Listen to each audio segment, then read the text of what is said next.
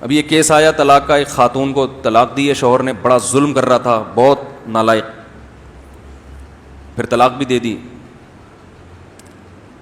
تو وہ کہہ رہی ہیں جو مجھے سونا ملا تھا گفٹ، میں نے کہا پی جاؤ، جو مہر ہے وہ تو آپ کا حق ہے ہی، کیس کرو عدالت میں، لو، چھوڑو نہیں. جو گفٹ تحفے ملے تھے ایک چیز بھی واپس کرنے کی ضرورت، بولو نا.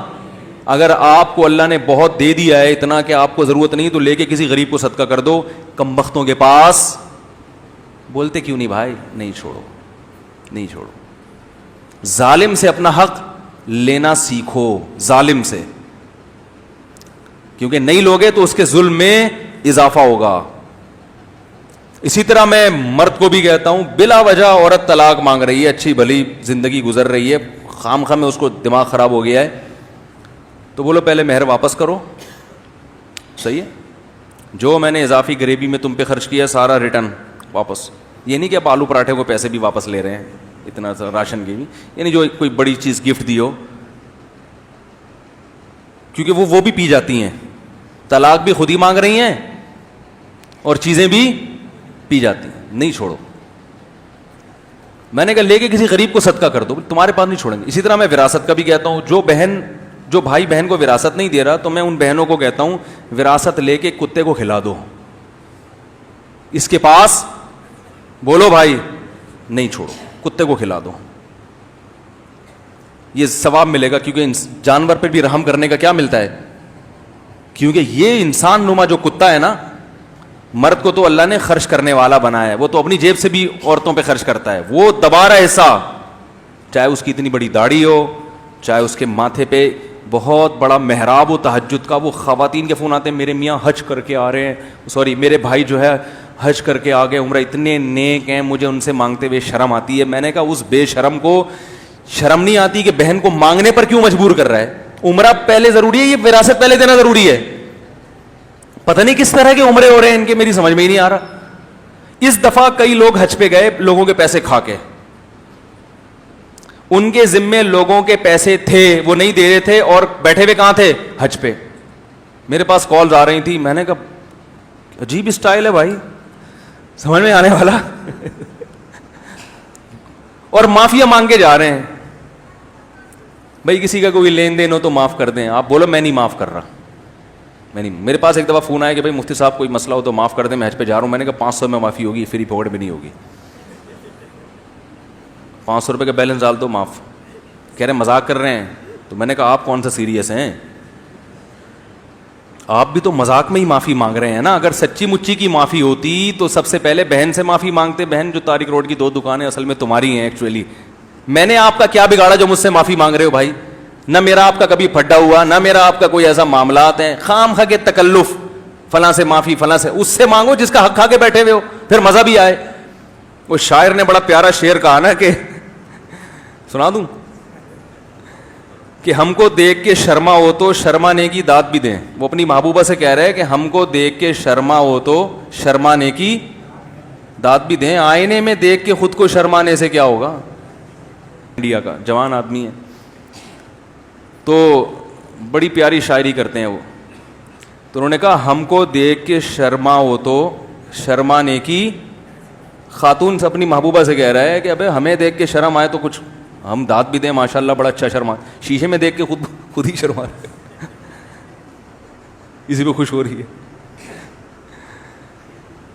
تو شوہر بیوی کے حسن کی تعریف کرے تو ٹھیک ہے، شیشے میں دیکھ کے خود اپنے حسن کی تعریف کوئی کر رہا ہو، یہ تو سب کرتے ہیں.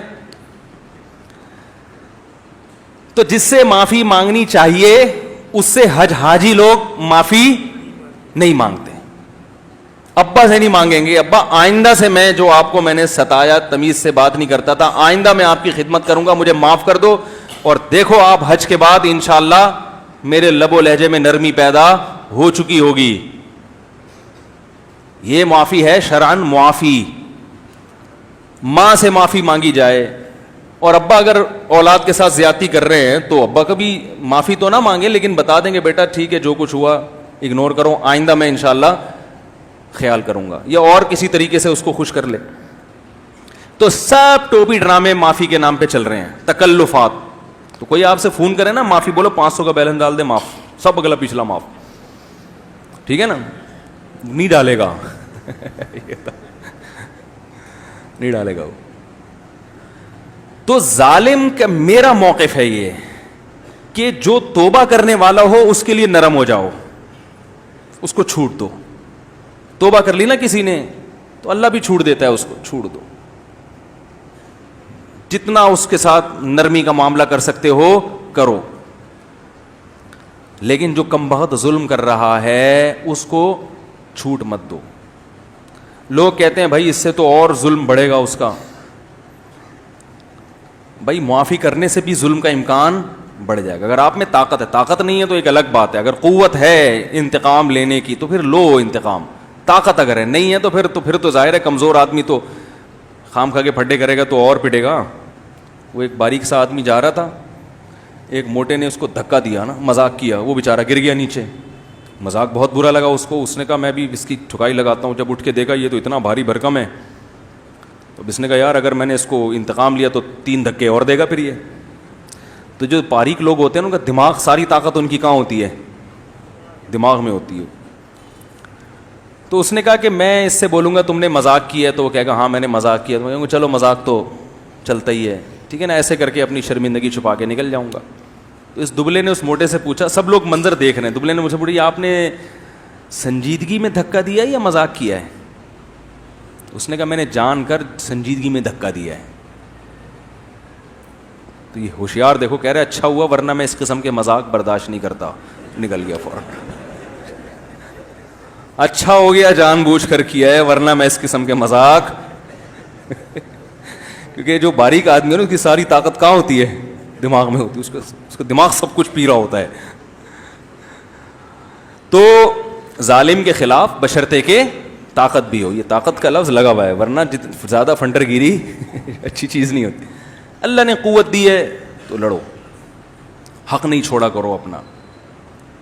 ہاں بعض دفعہ حدیث میں آتا ہے کہ جو حق پر ہونے کے باوجود حق چھوڑ دے تو میں اس کے لیے جنت کے بیچ میں گھر کی ضمانت لیتا ہوں. تو یاد رکھو حدیث میں انتقام لینے کی بھی ترغیب ہے, حق چھوڑنے کی بھی ترغیب ہے. تو یہ دونوں حدیثیں الگ الگ موقع کے لیے ہیں. جہاں حق چھوڑنے سے معاشرے کی اصلاح ہو رہی ہو وہاں چھوڑ دینا چاہیے, سمجھ رہے ہیں نا. جہاں اصلاح کا پہلو ہو کہ حق چھوڑنے سے اس کا دل نرم ہو جائے گا, ٹھیک ہے نا, اس کے دل میں محبت پیدا ہو جائے گی, پھڈا ختم ہو جائے گا. اور پھڈا ہونے سے کیا ہو رہا ہے, پورے معاشرے میں ایک لامتناہی جنگ چھڑنے والی ہے. تو ایسے موقع پہ اپنا حق چھوڑ دینا تاکہ محبتیں قائم رہیں, یہ تو ٹھیک ہے. لیکن جہاں حق چھوڑنے سے ظالم کو قوت مل رہی ہو اور آپ کو یہ ہو کہ پھر تو ہر ایک ہی حق پینا شروع کر دے گا. آج کل وراثت لوگ نہیں دیتے, کم بخت لٹکاتے ہیں, ڈیلے کرتے ہیں, اتنا ترساتے ہیں. تو اگر آپ حق چھوڑ دو گے تو یہ معاشرہ کی اصلاح نہیں ہوگی بلکہ اور معاشرہ خرابی کی طرف جائے گا. تو وہاں میں عورتوں کو کہتا ہوں نہیں چھوڑو. دیکھو جو جس کا حق کھا کے بیٹھا ہوا ہے ظالم وہ ہے, جو مانگ رہا ہے وہ ظالم نہیں ہے. الٹا اس کو تانے دینا شروع کر دیتے ہیں.